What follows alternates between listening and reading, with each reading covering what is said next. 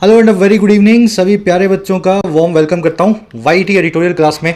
मेरा नाम है अमन बहल और आज टाइम्स ऑफ इंडिया के इस एडिटोरियल को कवर करने वाले हैं। आर्टिकल लिखा गया है कुंभ के श्रद्धालुओं के बीच हुई भगदड़ पे, और वो भी कहाँ, नई दिल्ली रेलवे स्टेशन पे, जो कि पहली बार नहीं हुई। हर साल कुंभ के मेले में इसी स्टेशन पे भगदड़ होती है।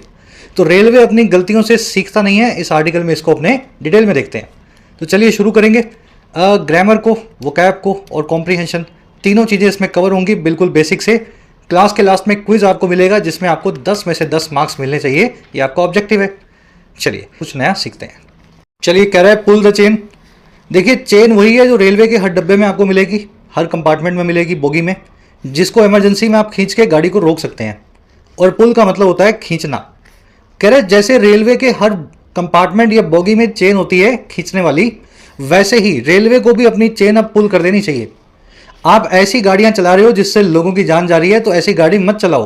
अपनी गाड़ियों को रोक दो और देखो कहां पे कमी है आपकी मैनेजमेंट के अंदर। तो पुल द चेन करना है इंडियन रेलवेज को। चलिए अब टाइटल पैराग्राफ को देखते हैं। कह रहा है जी railways can not dodge blame for New Delhi station stampede because it failed to learn from past mistakes. कह रहा है जो रेलवेज है, इंडियन रेलवेज की बात हो रही है, सरकार के एक डिपार्टमेंट की बात हो रही है। कह रहे सरकार का ये डिपार्टमेंट डॉज नहीं कर सकता। डॉज करना यानी किसी चीज़ से बचना, किसी चीज़ को अवॉइड करना। तो सरकार का ये डिपार्टमेंट बच नहीं सकता इस ब्लेम से या इस आरोप से जो है नई दिल्ली की रेलवे स्टेशन की स्टैम्पीड का, यानी भगदड़ का। स्टैम्पीड यानी भगदड़। कह रहे और वो इसलिए बिकॉज क्योंकि ये फेल किया है, नाकामयाब रहा है लर्न करने में, सीखने में, अपनी पास्ट की मिस्टेक से, अपने अतीत की गलतियों से। तो भगदड़ तो रेलवे के हर स्टेशन पे दिल्ली के आपको हर साल मिलेगी, कुंभ के मेले में खास करके मिलती है। तो रेलवे सीखता नहीं है अपनी गलतियों से, और इस बार 2025 में भी भगदड़ हो गई। तो रेलवे इस ब्लेम से डॉज करना या इवेड करना ये काम नहीं कर सकता। चलिए रेलवे सब्जेक्ट है, कैन नॉट डॉज इसकी वर्ब है। ब्लेम होता है आरोप, किसी चीज़ का एक्विजिशन। स्टैम्पीड वर्ड आप देख चुके हैं बहुत बार, बड़ा कॉमन वर्ड है आजकल।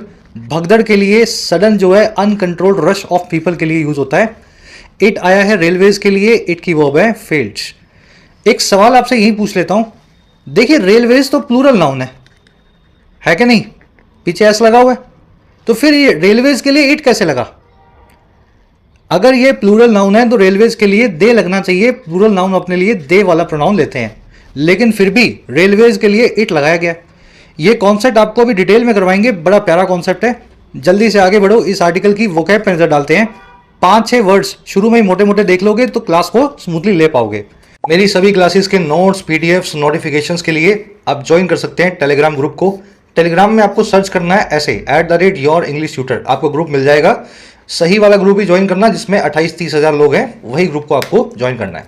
साथ ही अपने एग्जाम्स की और बेहतर तरीके से स्ट्रक्चर्ड वे में तैयारी करने के लिए आप डाउनलोड कर सकते हैं वाईटी ऐप को। और कर क्या सकते हैं, कर ही लेना, आपकी अपनी ऐप है। ऐप के ऊपर आपको स्ट्रक्चर्ड वे के अंदर मिल जाते हैं कोर्सेज। प्रीमियम कोर्सेज है लेकिन नाम भर के प्रीमियम है, फीस काफ़ी अफोर्डेबल होती है। जैसे कि राइटिंग का कोर्स अभी वैलेंटाइंस के मौके पे 475 में कोर्स अवेलेबल है। 60 घंटे के अंदर इंग्लिश में आप लिखना सीख सकते हैं। और ये बोलने के लिए नहीं बोल रहा हूँ मैं, इस कोर्स में आप देखेंगे कि हर एस्पेक्ट को राइटिंग के कवर करवाया गया है। फिर कोई भी एग्जाम हो, एसए, प्रेसी, है ना, everything is covered in the course. इसी तरीके से आपको ऐप पे मिल जाएगा यूपीएससी का माइग्रेशन कोर्स। इसको भी कोड लगा करके आप 1299 में अवेल कर सकते हैं। कोर्स के अंदर आपको मिलता है यूपीएससी की इंग्लिश का हर एस्पेक्ट कवर्ड, फिर चाहे वो आंसर राइटिंग हो, प्रेसी हो, डिस्क्रिप्टिव हो, या फिर वो ग्रामर या वोकैब के पोर्शंस हो। ऐप के ऊपर आपको बैंकिंग और एसएससी के भी प्रैक्टिस कोर्सेज मिल जाएंगे जिसमें बैंक एसएससी के हर वैरायटी के क्वेश्चन को सॉल्व करना आपको सिखाया हुआ है। चलिए link is in comment section, app को जरूर डाउनलोड कर लेना। कोई भी क्वेरी हो कोर्सेज से रिलेटेड, ये व्हाट्सएप कॉन्टैक्ट है, आप इस पे व्हाट्सएप पे बात कर सकते हैं। थोड़ा सा जूम इन कर देता हूं। पहला जो वर्ड है वो है एंटीसिपेट। एंटीसिपेट का मतलब होता है किसी चीज की आशा करना, अच्छा या बुरा कुछ भी हो, लेकिन आपको पहले से लग जाए कि ये होगा तो आप उसको एंटीसिपेट कर रहे हैं। जैसे आपने काले बादल देखे तो आप एंटीसिपेट करेंगे कि आज तूफान आ सकता है, बारिश आ सकती है, तो पहले से ही विजुलाइज करना। अब देखो एंटीसिपेट को प्रिडिक्ट करना, फोरकास्ट या फोरसी करना भी बोल सकते हैं। भाई आपने बादल देख करके एंटीसिपेट किया कि बारिश आएगी, तो एक तरीके से आप प्रिडिक्ट ही कर रहे हैं ना, आगे की भविष्यवाणी कर रहे हैं। तो प्रिडिक्ट और फोर सी मतलब पहले से किसी चीज को देख लेना, सी मतलब देखना, फॉर मतलब पहले से। तो ये फोर सी नाम का वर्ड आप आर्टिकल में देखेंगे जो कि एंटीसिपेट का सिनोनिम है। प्रोटेस्टर्स हैड नॉट एंटीसिपेटेड और foreseen such a harsh response from the administration. जो प्रोटेस्टर्स हैं, जो आंदोलनकारी हैं, उन्होंने एंटीसिपेट ही नहीं किया था या पहले से सोचा या समझा नहीं था ऐसा एक हार्श रिस्पॉन्स, कड़ी प्रतिक्रिया एडमिनिस्ट्रेशन की, प्रशासन की। तो उनको पता नहीं था कि लाठियां पड़ेंगी या जेलों में डाल दिया जाएगा, ऐसा उन्होंने हार्श रिस्पॉन्स एंटीसिपेट नहीं किया था। तो चलिए, for see you will see the word article in the article today. अगला वर्ड अपने पास पिलग्रिमेज, वन वर्ड है, हिंदी में बोलते हैं तीर्थ यात्रा। अगर आप कहीं कुंभ में चले गए, कैलाश मानसरोवर चले गए, माता के जम्मू वैष्णो देवी चले गए, या अगर आप काबा चले गए, हज पे चले गए, किसी भी रिलीजन में किसी रिलीजियस लोकेशन पे अगर आप चले गए उस रिलीजन के हिसाब से, तो वो कहलाती है तीर्थ यात्रा या pilgrimage. Most Muslims try to make a pilgrimage to Mecca at least once in their life. ज़्यादातर मुस्लिम्स कोशिश करते हैं एक तीर्थ यात्रा करने की मैका में कम से कम जीवन में एक बार, at least once in their life. तो इसको वो हज बोल देते हैं, अपने जो तीर्थ यात्रा बोलते हैं इसको हज बोल देते हैं ना मुस्लिम रिलीजन में। चलिए, पिलग्रिमेज जो आदमी करता है, जो इंसान करता है, उसको बोलते हैं पिलग्रिम, है ना। वो तीर्थ यात्री बोलोगे हिंदी में, या आदमी जो या औरत जो जा रही है ऐसी एक जर्नी पे, that person is called Pilgrim. तो ये पिलग्रिम नाम का वर्ड आप आर्टिकल में देखेंगे। अगला वर्ड है ट्रेवेस्टी।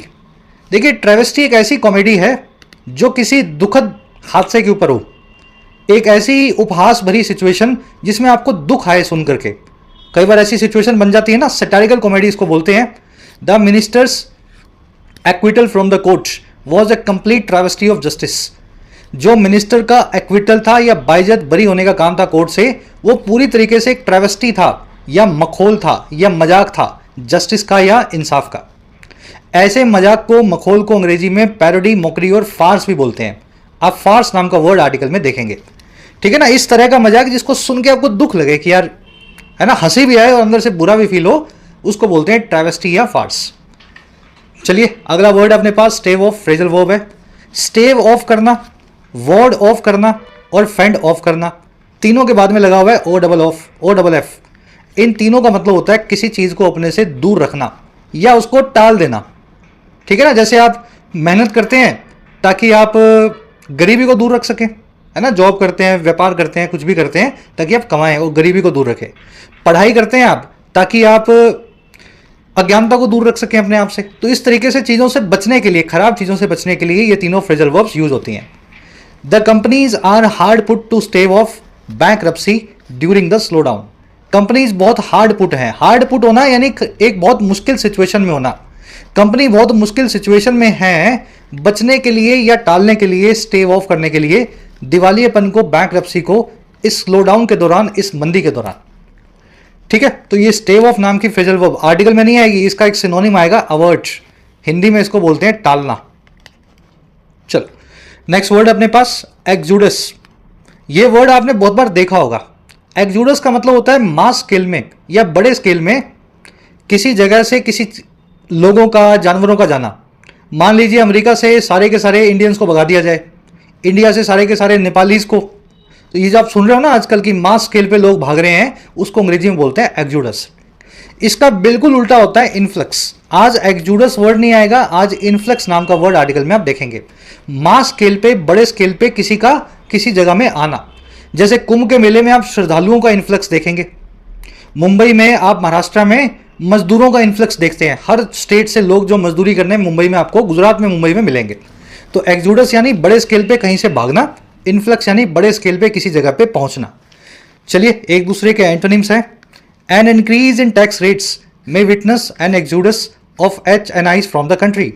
टैक्स रेट में जो इजाफा है वो देख पाएगा या विटनेस करेगा, गवाह बनेगा बड़े स्केल पे डिपार्चर का, एक्सोडस का, अमीर लोगों का भारत से, HNIs का फ्रॉम द कंट्रीज से। HNI वो लोग हैं जिनके पास बहुत पैसा है ना, 8-10 करोड़ रुपया लिक्विड फॉर्म में है, बैंक अकाउंट में रखा है। तो ये लोग क्या होता है, जैसे ही आप टैक्स बढ़ाओगे तो ये इंडिया छोड़ देंगे, 8-10 करोड़ में कहीं और जाके रहने लगेंगे घर लेकर के, जहां पे टैक्स ना लगता हो। चलिए, लास्ट वर्ड अपने पास कीप अवे फ्रॉम। ये भी फ्रेजल वर्ब है। देखिए, ये ऊपर जो फ्रेजल वर्ब आपने देखी थी, stave off, fend off, ward off, इसका मतलब होता है किसी चीज को टालना। कीप अवे फ्रॉम का मतलब होता है किसी चीज से दूर रहना, टालने जैसा ही है कुछ कुछ, लेकिन दूर रहना एक अलग चीज़ है ना। जैसे आपका एक दोस्त है, दोस्त से आप दूर रहोगे और हेलमेट पहनोगे तो एक्सीडेंट को टालोगे। समझ पा रहे हो, दोनों में फर्क है।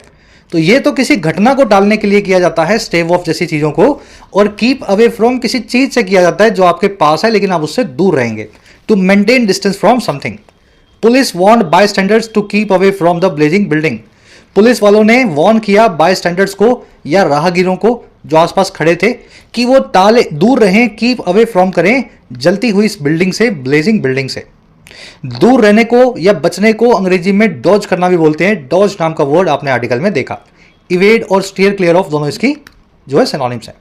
वोकैब अच्छे लेवल की है, आर्टिकल बहुत पढ़ने में आसान है, लेकिन ये 5-6 वर्ड अच्छी वोकैब के आपको मिले।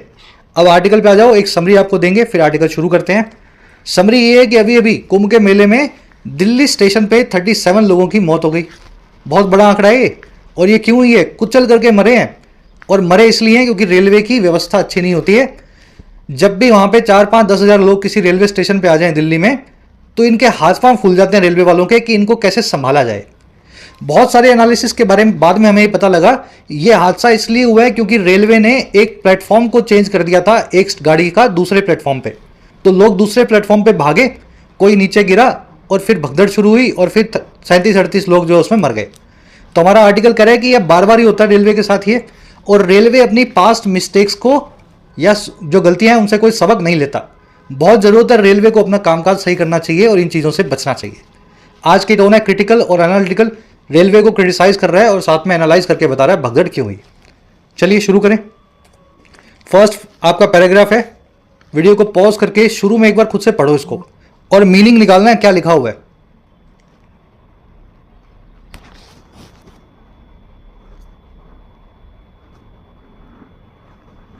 चलिए, कह रहे जी public memory is short, so is the official kind. Public की जो मेमोरी है, लोगों की जो याददाश्त है, मेमोरी यानी याददाश्त, वो बहुत छोटी होती है, शॉर्ट होती है। और कह रहे जी ऐसी ही होती है सो इज ऑफिशियल काइंड भी, या जो औपचारिक तरह की याददाश्त है। काइंड मतलब प्रकार या तरह। तो जो ऑफिशियल तरह की जो याददाश्त होती है यानी सरकारी याददाश्त है, वो भी बहुत छोटी होती है। चलिए, मेमोरी की वर्ब है इज, ऑफिशियल काइंड की वर्ब है इज, सो आया है शॉर्ट के लिए। वैसा ही, सो मतलब वैसा ही छोटा होता है सरकारी लोगों की या सरकारी डिपार्टमेंट्स की याददाश्त। चलिए, याददाश्त क्यों छोटी है? कह रहे जी otherwise 18 people would not have died in a stampede at New Delhi station on Saturday night. कह रहे नहीं तो अदरवाइज, अदरवाइज का मतलब पता ना, नहीं तो, नहीं तो 18 लोग नहीं मरे होते, they would not have died, एक भगदड़ में नई दिल्ली स्टेशन पे शनिवार की रात। अगर सरकार की याददाश्त और लोगों की याददाश्त लंबी होती तो 12 साल पहले इसी जगह पे हादसा हुआ था, इसी मौके पे हादसा हुआ था, तो 18 लोग फिर से इस बार ना मरे होते। चलिए, 18 पीपल की वर्ब है would not have died. Stampede का मतलब आपको पता है भगदड़ को बोलते हैं, जो कि हुई थी, एट लगा के बता रहा है, नई दिल्ली स्टेशन पे। और कब हुई थी? शनिवार की रात को, तो ऑन सैटरडे नाइट। कह रहे in 2010 the same situation station, India second busiest, had decided not to change train platforms abruptly after one change या such change caused a stampede and two deaths. कह रहे जी 2010 में यही वो स्टेशन था, same station था। अब देखो, डैश से डैश के बीच में इस स्टेशन के बारे में एडिशनल इंफॉर्मेशन दी हुई है। ये भारत का दूसरा सबसे बिजी स्टेशन है, पहले नंबर पे कोई और होगा। कह रहे 2010 में नई दिल्ली स्टेशन ही था, इसने डिसाइड किया था कि ये चेंज नहीं करेगा ट्रेन के प्लेटफॉर्म को। और कब? अचानक से या एब्रप्टली, एब्रप्टली यानी सडनली। ये तब हुआ जब एक ऐसा ही इंसिडेंट जिसने कॉज कर दिया था एक स्टैम्पीड को या भगदड़ को और 2 डेथ्स को, 2 लोगों की मौत को। तो 2010 में 2 लोगों की मौत हुई, तो उसके बाद रेलवे को एक सबक मिला था। उस वक्त जब भी भीड़ हुई होगी 2010 में, तो इन्होंने स्टेशन में अपना प्लेटफॉर्म चेंज करने से इन्होंने जो है बचे, इन्होंने प्लेटफॉर्म को चेंज नहीं किया। चलिए, the same station had not decided, इसकी वर्ब है, या had decided not to change, इसकी वर्ब है। एब्रप्टली होता है अचानक से होने वाला कोई काम, सडनली विदाउट वार्निंग। स्टैम्पीड यानी भगदड़। वन सच चेंज की वर्ब है कॉस्ट। चलिए आगे बढ़ते हैं। शनिवार को क्या हुआ, फटाफट से इसको पढ़ लो एक बार, फिर मैं आपको एक एक वर्ड के साथ में तोड़ के बताऊंगा। ऑलराइट, कह रहे जी on Saturday I witnesses said the rule was broken. इस शनिवार को जो चश्मदीद थे, आई विटनेस थे, जो गवाह थे, उन्होंने ये कहा कि ये रूल जो है इस बार तोड़ दिया गया। बहुत भारी भीड़ होने के बावजूद रेलवे ने नई दिल्ली रेलवे स्टेशन पे किसी गाड़ी का प्लेटफॉर्म नंबर चेंज किया। पहले लोग 1 नंबर प्लेटफॉर्म पे आ गए, फिर उनको बोला 4 नंबर पे चले जाओ। तो ये रूल जो है इस बार तोड़ा गया। चलिए, सैटरडे को टूटा, ऑन लगा के बताया गया, दिनों के आगे हमेशा ऑन लगेगा। आई विटनेसेस प्लूरल नाउन है, वर्ब इनकी सेड, और इन्होंने ये बताया the rule was broken passive voice में। ठीक है, वॉज प्लस में वर्ब की थर्ड फॉर्म, रूल को तोड़ा गया। आई विटनेसेस चश्मदीद गवाह होते हैं, इनको आप, चलो सबसे अच्छा वर्ड इसके लिए आई विटनेसेस ही है ना, एविडेंस बोल सकते हैं, लेकिन एविडेंस तो सबूत भी होता है। चलिए और आगे बढ़ते हैं। कह रहे हैं जी रेलवेज डिनाइज दिस। रेलवेज जो है वो डिनाई करता है इस बात को। रेलवेज कहता है हमने तो बदला ही नहीं, प्लेटफॉर्म वैसा का वैसा ही रखा है। कह रहा है it says the stampede occurred when a passenger slipped and fell on the stairs leading to platform 14 and 15। ये यूं कहता है रेलवेज कि ये स्टैम्पीड अगर हुई, ये भगदड़ इसलिए हुई जब एक पैसेंजर स्लिप कर गया या फिसल गया और फिर गिर गया स्टेयर्स पे या फिर सीढ़ियों पे, और वो सीढ़ियां जो प्लेटफॉर्म 14 और 15 की तरफ जाती हैं। तो ये कारण बताया रेलवे ने भगदड़ के मचने का। इट आया है अगेन रेलवेज के लिए। ये सवाल मैंने आपसे पूछा था, रेलवेज के लिए इट क्यों लगाया है ना। देखो रेलवेज की वर्ब भी यहां पे सिंगुलर है, डिनाइज लिखा हुआ है। इट की वर्ब है सेज, सेकंड फॉर्म में वर्ब की। स्टैम्पीड की वर्ब है अकर्ड, अगेन सेकंड फॉर्म में। अब पैसेंजर की 2 वर्ब्स हैं, स्लिप्ड एंड फेल। पैसेंजर जो है स्लिप किया और फिर वो गिर गया। स्टेयर्स का मतलब होता है सीढ़ियां, ऑन द स्टेयर्स। कह रहे जी how could it have foreseen or averted this. कह रहे जी कैसे रेलवे इस चीज को फोरसी कर सकता था और अवर्ट कर सकता था। फोरसी करना, पहले से देखना, एंटिसिपेट करना, किसी चीज के बारे में पहले से अंदाजा लगाना। अवॉइड करना, किसी चीज से बचना, किसी चीज को अपने आप, है ना, टालना। तो कह रहे जी सवाल पूछ रहा है रेलवे इस घटना को कैसे पहले से एंटिसिपेट करता और कैसे इसको टाल सकता था। ये सवाल है हमारे सामने। चलिए, हाउ से शुरू हुआ है, हेल्पिंग वर्ब को सब्जेक्ट से पहले रखा गया है, इट से पहले, मेन वर्ब सब्जेक्ट के बाद है। इंट्रोगेटिव सेंटेंस ऐसा ही होगा, हेल्पिंग वर्ब सब्जेक्ट से पहले आ जाएगी और इसको बोलते हैं इन्वर्जन। ठीक है, सवाल जब भी पूछा जाए आपको इन्वर्जन करना ही है। फोरसीन और एवर्टेड दोनों वर्ब की थर्ड फॉर्म है हैव के बाद। इट आया अगेन रेलवेज के लिए, और इस कॉन्सेप्ट को फटाफट समझते हैं कि रेलवेज के लिए इट क्यों लगता है बार बार। ये कॉन्सेप्ट ये कहता है जी, इंग्लिश में बहुत सारे धोखा देने वाले नाउन्स हैं, इनको बोलते हैं धोखेबाज नाउन्स। वो इसलिए इनके पीछे एस लगा हुआ है, लेकिन ये हैं सारे के सारे सिंगुलर। जैसे कि एड्स, रिकेट्स, मम्प्स और डायबिटीज, चारों बीमारियां हैं ये। डायबिटीज का मतलब होता है मधुमेह, शुगर। तो पीछे का एस देख करके ये मत सोचना डायबिटीज कोई प्लूरल बीमारी है, बीमारी तो एक ही है, मम्प्स एक ही बीमारी है। वैसे ही ये सारे सब्जेक्ट्स, विषय जो आप पढ़ते हैं, है ना, जैसे politics, mathematics, social electronics, social studies, thermodynamics, सबके पीछे एस आ रहा है, लेकिन ये सिंगुलर सब्जेक्ट हैं, सिंगुलर डिसिप्लिन है, इनको प्लूरल ट्रीट नहीं करना है। मैथमेटिक्स इज वेरी इंटरेस्टिंग, गणित बहुत इंटरेस्टिंग है, रुचि वाली है, रुचिकर है। तो मैथमेटिक्स आर इंटरेस्टिंग नहीं लिखना, इजी आएगा इसके साथ में। फिर ये 2 खेल हैं, गेम्स हैं, बिलियर्ड्स और ड्रॉट्स। इन दोनों खेलों को भी सिंगुलर ही ट्रीट करना है, क्योंकि ये सिंगुलर गेम्स हैं, पीछे एस लगा हुआ इनके। फिर कुछ खास नाउन्स अंग्रेजी में, जैसे कि शैम्बल्स, मीन्स, एथोस, केओस और रेलवेज। रेलवेज का मतलब है इंडियन रेलवेज की बात हो रही है, भारत सरकार के डिपार्टमेंट की बात हो रही है। द इंडियन रेलवेज हमेशा सिंगुलर ट्रीट होगा ये डिपार्टमेंट, और इसके आगे इज लगेगा या वॉज लगेगा, जो भी वर्ब लगेगी वो सिंगुलर लगेगी। ठीक है, बाकी के वर्ड्स आपको बता देते हैं। केओस का मतलब होता है अराजकता। एथोस का मतलब होता है आपके वैल्यूज, मूल्य जिन पे आप चलते हैं, है ना। मीन्स का मतलब होता है जरिया। ये वर्ड हमेशा अपने आगे ए, ऑल या एनी मीन्स लेगा, कोई भी जरिया। ये सिंगुलर वर्ड है, मीन्स मतलब एक सिंगुलर जरिया। रेलवेज आपने देख लिया। शैम्बल्स का मतलब होता है अफरा तफरी, भगदड़, है ना। जैसे ये स्टैम्पीड हुई थी तो सब कुछ शैम्बल्स में था, तो शैम्बल्स यानी भगदड़ या अफरा तफरी, और ये सिंगुलर वर्ब, सिंगुलर नाउन है, पीछे एस लगा हुआ लेकिन धोखेबाज है, हमेशा अपने आगे अ लेगा।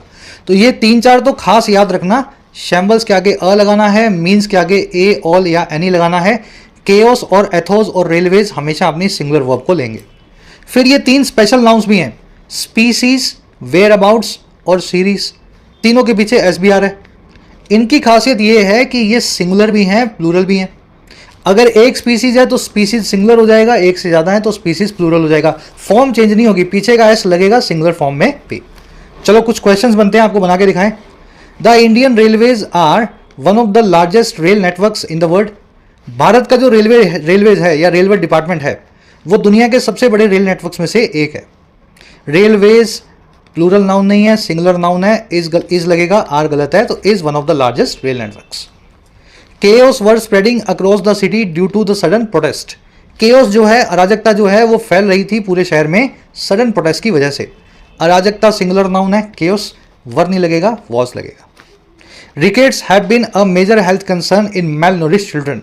जो रिकेट्स है वो रहा है एक बहुत ही बड़ा हेल्थ का कंसर्न या स्वास्थ्य से बड़ी चिंता मेल नूरिश चिल्ड्रन में, कमजोर बच्चों में, कुपोषित बच्चों में। तो रिकेट्स तो सिंगुलर बीमारी है, पीछे का एस देख करके है मत लगाओ। Rickets has been, diabetes has been, mumps has been. चलो इसमें आगे भी लिखा हुआ है and the health care systems response has been shambles. और जो हेल्थ केयर सिस्टम का रिस्पॉन्स है वो रहा है अफरा तफरी या शैम्बल्स। अब देखो शैम्बल्स के आगे हमेशा अ लगता है, तो अ शैम्बल्स मुझे लिखना चाहिए। तो ऐसे क्वेश्चंस आपको मिलेंगे, कॉन्सेप्ट आपने सीख लिया। एक बार इसको रिवीजन देना, 5 मिनट की क्लास फिर से रिवाइज कर लेना, दिमाग में बैठ जाएगा। लास्ट का एक क्वेश्चन दे रहा हूं, इसमें आपको मिलेगी एक एरर, आराम से चेक करो। एथोस के लिए दैट आया है और देख लेना दैट जो रिलेटिव प्रोनाउन है इसकी वर्ब कैसे आएगी। एंटीसीडेंट के हिसाब से आती है, रिलेटिव प्रोनाउन आपको पता है, अपने एंटीसीडेंट के हिसाब से अपनी वर्ब लेते हैं। तो एथोस वर्ड को देख लो और फिर चेक करो वर्ब को कैसे यूज करना है। हिंट मैंने आपको दे दी है, कमेंट्स में डालो, गलत होगा सही होगा आपको वहां रिव्यू देंगे, कोशिश किया करो, है ना। चलो तो ये कॉन्सेप्ट आपने सीखा, तो इसी वजह से बार बार रेलवेज के लिए इट लगता है और इसकी वर्ब सिंगुलर आती है, डिनाइज और सेज। कह रहे जी crowd management is a well researched science. Crowd management जो है एक ऐसा विज्ञान है जिसपे अच्छी रिसर्च हो चुकी है। Between 1980 and 2022 at least 13,700 people were killed in stampedes globally. कह रहे जी 80 से 2022 के बीच में 40-42 सालों में तकरीबन 13,700 लोग मारे गए थे पैसिव वॉइस में, स्टैम्पीड्स के दौरान, भगदड़ों के दौरान पूरी दुनिया में। कह रहे जी many of which started with a person falling. जिनमें से ज़्यादातर स्टार्ट हुई एक आदमी के फॉल करने से या किसी के गिर जाने से। कोई एक गिरा, आसपास वालों को उसने धक्का दिया, फिर उसने उसको धक्का दिया, फिर कुछ लोग डर गए, कुछ भागे। तो स्टैम्पीड, भगदड़ हमेशा जनरली किसी एक आदमी के गिरने से शुरू होती है। चलिए एटलीस्ट 13,700 पीपल की वर्ब है वर किल्ड, पैसिव वॉइस लगा हुआ है, बी फैमिली की वर्ब प्लस में वर्ब की थर्ड फॉर्म। बिटवीन और एंड साथ में चलते हैं, जब भी आपको कोई रेंज बतानी हो तो बिटवीन 80 एंड 2022। अगर यहाँ पे कंफ्यूजन करनी हो तो यहाँ पे 2 लगा सकते हैं आप, बिटवीन 1980 टू 2022, है ना, गलत हो जाएगा ये। बिटवीन के साथ में एंड आएगा और अगर 2 लगाना है तो फिर बिटवीन की जगह पे फ्रॉम आएगा। फ्रॉम 2 लगाओ, बिटवीन एंड लगाओ, जो लगाना लगाओ, लेकिन लगेगा एक ही, जिसको लगाना है उसी फॉर्मेट में लगाना। चलिए मैनी ऑफ विच आया है स्टैम्पीड्स के लिए। कह रहा है जी Qutub Minar stampede of December 1981 is a case in points. कह रहा है जी आज से 24 साल पुरानी कुतुब मीनार की जो स्टैम्पीड थी दिसंबर के महीने में 81 में, वो एक केस इन पॉइंट है। इसी पॉइंट के ऊपर एक बहुत बड़ा उदाहरण है या एग्जाम्पल है। चलो देख लेते हैं क्या हुआ था कुतुब मीनार में। आगे बढ़े, आराम से पढ़ो और देखो कुतुब मीनार में क्या हुआ था, खुद से मीनिंग निकालना है। मैं बार बार टाइम दे रहा हूं इसीलिए आपको, रीडिंग जब तक खुद नहीं करोगे ना, कोई टीचर आपको रीडिंग करना नहीं सिखा सकता।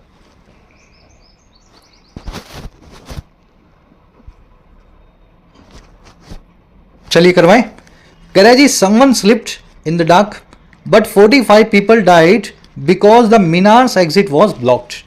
कोई आदमी स्लिप कर गया या फिसल गया डार्क में, अंधेरे में, मीनार के अंदर अंधेरा होगा। कह रहा है लेकिन 45 लोग डाई करे फिर या मर गए क्योंकि मीनार की जो एग्जिट थी वो ब्लॉक थी, उसका दरवाजा बंद था। एक आदमी गिरा, भगदड़ मची, दरवाजा खुला नहीं था, बंद था, तो 45 लोग तो चले गए नीचे, है ना। समवन की वर्ब है स्लिप्ड, वर्ब की सेकंड फॉर्म लगी हुई है, स्लिप करना यानी फिसल जाना। 45 की वर्ब है डाइड। मीनार्स एग्जिट की वर्ब है वॉज ब्लॉक्ड। कह रहे the fall didn't kill anyone. ये जो फॉल है, ये जो गिरावट है या गिरने का काम है, इसने किसी को नहीं मारा, गिरने से कोई नहीं मरा। People were crossed by the weight of those behind them. लोग जो है क्रश हो गए, चकनाचूर हो गए या कुचले गए पैसिव वॉइस में उस वेट से या उस वजन से जो उन लोगों का था जो उनके पीछे थे। गिरने से कोई नहीं मरा, सब मरे हैं जो कुचले जाने से मरे हैं। चलिए, फॉल की वर्ब है डिडंट किल, पीपल की वर्ब है वर क्रश्ड, पैसिव वॉइस लगा हुआ है वर प्लस में, बी फैमिली की वर्ब प्लस में वर्ब की थर्ड फॉर्म। वेट का मतलब होता है वजन, एक नाउन है वेट। खास बात यह है कि अगर इसका मैं वेट का टी निकाल दूं और इसको बना दूं वे, तो वे बन जाएगी एक वर्ब। समझ पा रहे हो? तो वेट टी लगा करके एक नाउन, अगर टी निकाल दूं तो वे यानी एक वर्ब यानी किसी का वजन करना। ये बिल्कुल कंप्लेन और कंप्लेंट जैसा है, कंप्लेन और कंप्लेंट जैसा है। कंप्लेंट यानी शिकायत एक नाउन, टी निकाल दूं तो कंप्लेन यानी वर्ब किसी की शिकायत करना।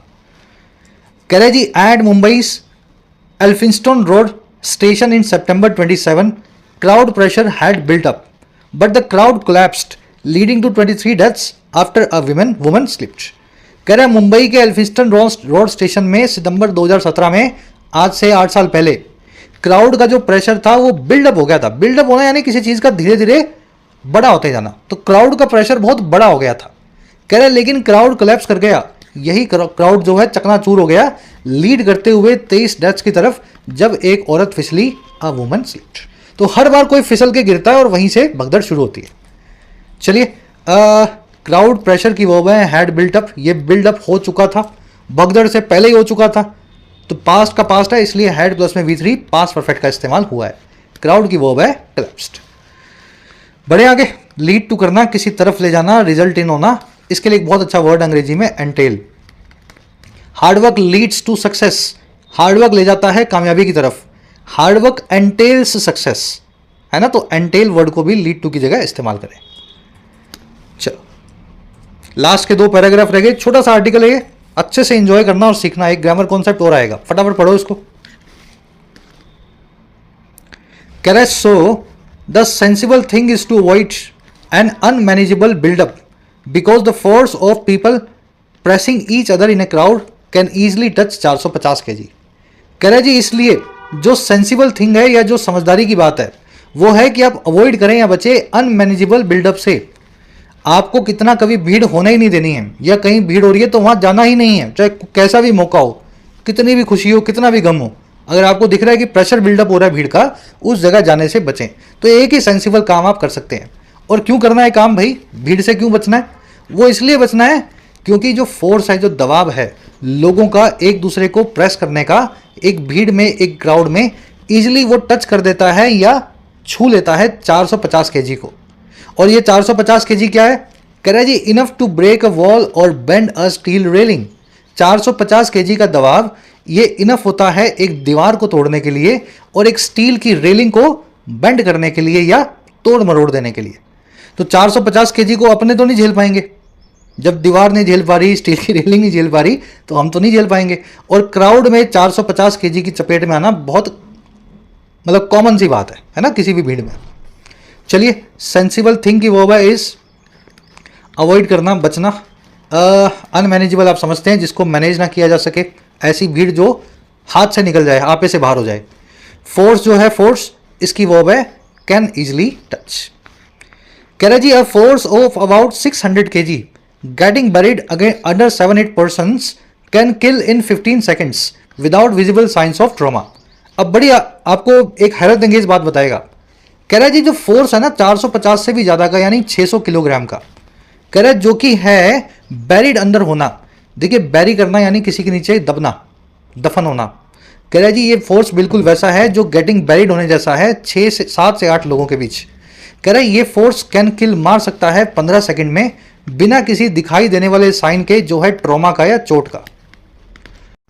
तो ये फिजिक्स है, बायोलॉजी है। 600 किलो का वजन अगर आपके ऊपर गिरे, चोट ना भी लगे तो भी 15 सेकंड में जान निकल जाती है ना। और ये सिर्फ 7 से 8 लोग अगर आपके ऊपर गिर जाएं तो। चलिए, फोर्स की वर्ब है कैन किल। बैरिड यहाँ पे वर्ब की थर्ड फॉर्म है। बैरिड होना यानी किसी के नीचे दफन होना या किसी के नीचे दब जाना। विजिबल यानी दिखाई देने वाला, साइन यानी निशान। ट्रॉमा का मतलब होता है चोट।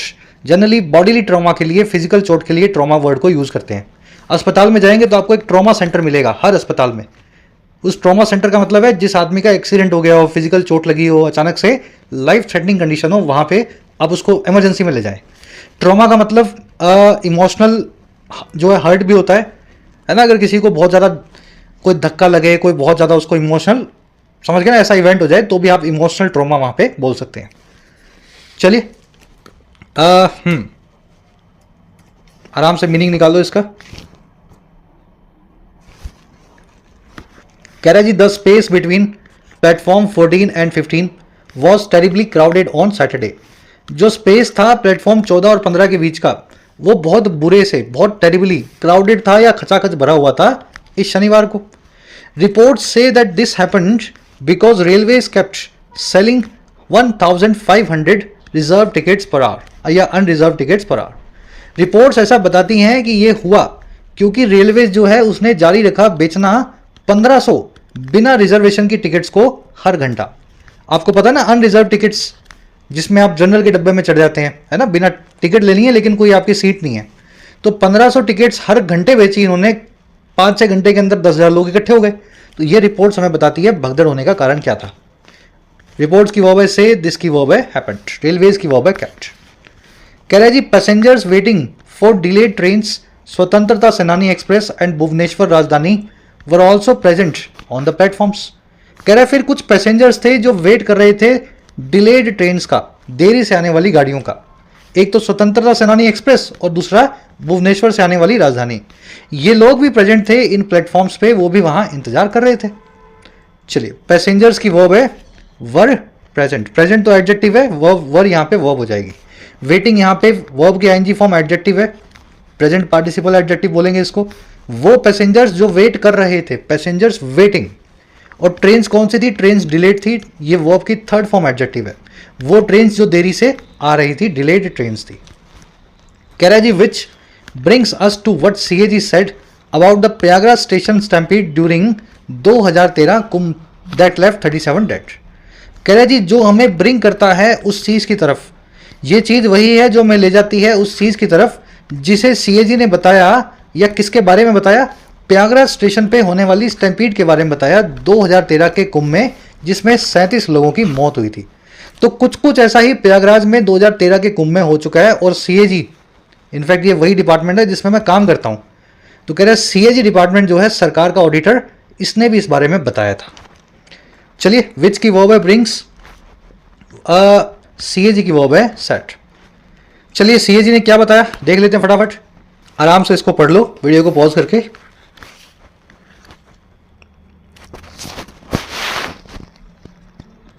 सीएजी ने बताई 3 बातें। कह रहा है जी 1, पहली, railways fail to check the flow of pilgrims towards the station. Railways जो है वो नाकामयाब रहा चेक करने में, कंट्रोल करने में फ्लो को, या फिर इनकमिंग को, पिलग्रिम्स की, श्रद्धालुओं की, तीर्थ यात्रियों की स्टेशन की तरफ। प्रयागराज में वो जैसे स्टेशन पे कैपेसिटी है 5,000 लोगों की, वहां पे 15,000 लोग इकट्ठे हो गए, रेलवेज रोक नहीं पाया लोगों को आने से।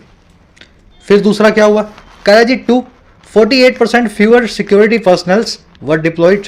48% कम सिक्योरिटी पर्सनल्स या सिक्योरिटी के स्टाफ के लोग कम डिप्लॉयड थे। तो 100 की जगह पे मान लीजिए 52 लोग ही, 52 ही सिपाही वहां पे थे, 48 उस दिन छुट्टी पे थे। फिर तीसरा क्या? तीसरा ये कि 3 freight trains delayed the running of Mela special trains. कई फ्रेट ट्रेन्स थी या मालगाड़ियां थी, फ्रेट ट्रेन्स यानी मालगाड़ी, उन्होंने डिले कर दिया चलने को या रनिंग को कुंभ मेला स्पेशल ट्रेन्स के, ठीक है ना। तो इसकी वजह से श्रद्धालु और ज्यादा इकट्ठे हुए। कह रहा है so history repeated itself as tragedy on Saturday. और इस प्रकार से हिस्ट्री ने अपने आप को रिपीट किया एक हादसे के तौर पे इसी शनिवार को। चलिए सब्जेक्ट वर्ब तो बड़ा आसानी से मैच हो गया होगा। रेलवेज की वर्ब है फेल्ड, फ्यूअर सिक्योरिटी पर्सनल्स की वर्ब है वर या वर डिप्लॉयड, फ्रेट ट्रेन्स की वर्ब है डिलेड, हिस्ट्री की वर्ब है रिपीटेड। एक ग्रामेटिकल कॉन्सेप्ट और भी है इसमें। ये जो पर्सनल्स वर्ब आपने देखा, जिसकी वर्ब आपने लिखी है वर डिप्लॉयड, ये वर्ब बिल्कुल ठीक है, वर ही आएगा, लेकिन पर्सनल एक ऐसा वर्ब, नाउन अंग्रेजी में, जिसके पीछे आपको एस नहीं लगाना होता। ये बिना एस के ही प्लूरल है।